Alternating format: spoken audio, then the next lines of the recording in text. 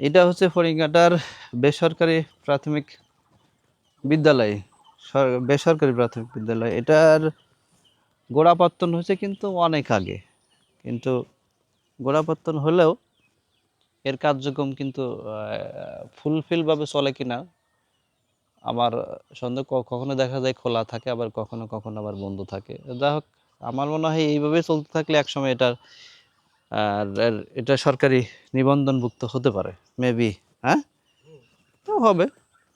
তো গ্রামের একটা প্রাথমিক বিদ্যালয়ও দরকার আছে, কারণ এই গ্রামের লোক সংখ্যা অনুযায়ী যে এখানকার গ্রামের মানুষ কিন্তু ওই অন্য গ্রামের যে বিদ্যালয় আছে সেখানে যে পড়াশোনা করে, তাই না?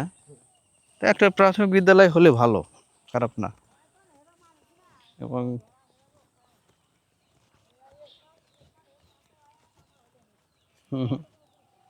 সেটাই তো দেখতেছি, মানে মানুষের যে একটা পারসেপশন এবং মন্তব্য যেটা দেখলাম, তো comments they see comments that they আসলে ওই ধরনের লোক নাই যে স্কুলের পিছনে লাগে থাকতে হবে যে এটা সরকারি করে নিতে গেলে।